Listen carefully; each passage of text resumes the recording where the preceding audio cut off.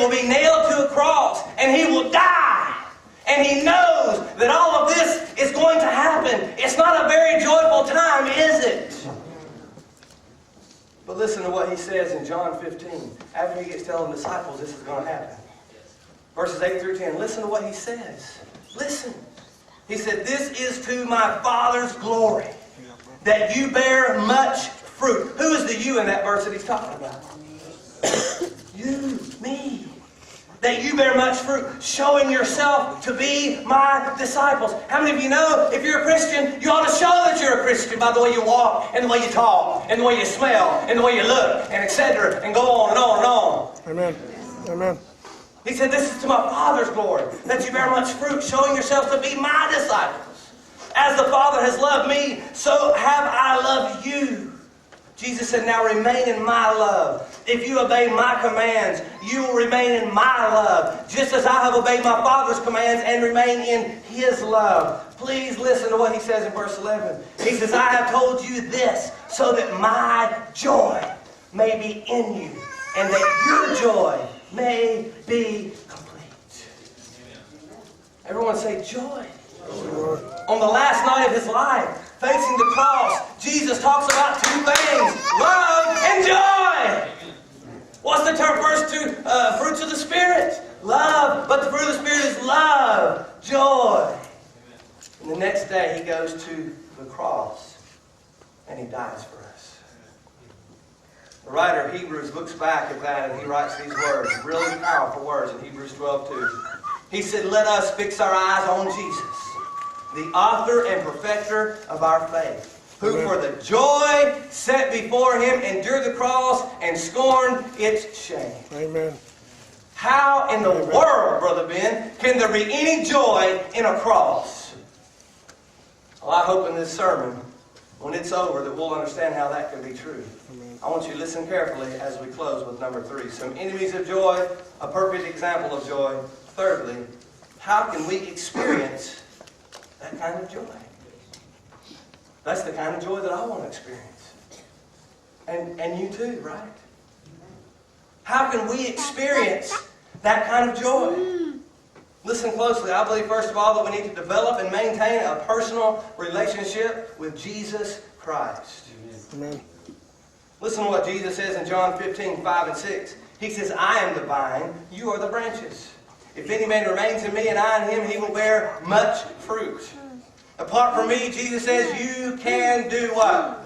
Nothing. If anyone does not remain in me, he is like a branch that is thrown away and withers. Such branches are picked up, thrown into the fire, and burned."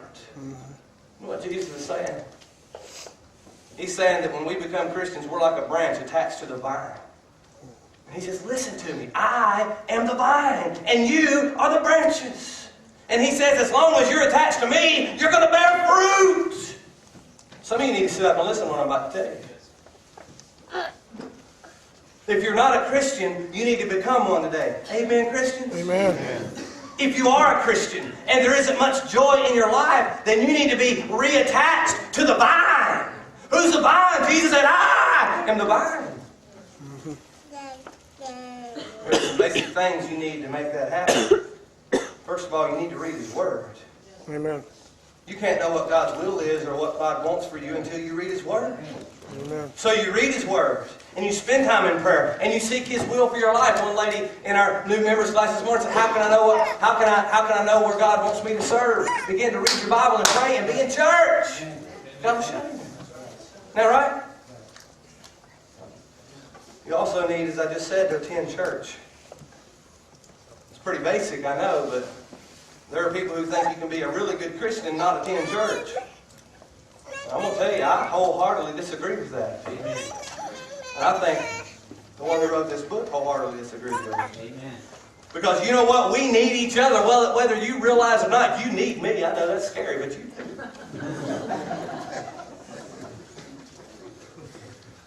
And I need you. Scary. Scaring both places, Brother Don, so I didn't ask you, Don. We can't make it by ourselves. We come to church, learn from each other, and grow with each other. And the joy of the Lord will be our strength. How can we experience that kind of joy? I believe, first of all, that we need to develop and maintain a personal relationship with Jesus Christ. Not Muhammad, not Buddha. Who in the world would want a God named Buddha anyway? Buddha? Jesus Christ. A person. When we meet together, it's not all about getting your tank refilled for the week. When we meet together, it ought to be an overflow of the personal times that we spend with God throughout the week. Monday and Tuesday and Thursday and Friday and Saturday, you ought to be spending time with God. How many of you believe you're supposed to give God 10% of your time, talent, and treasure? Let me see your hands. Well, 24 hours, well, about half of it. Rest of you are wrong. But anyway, there's 24 hours in a day. 10% of that's 2.4 hours. Think about that.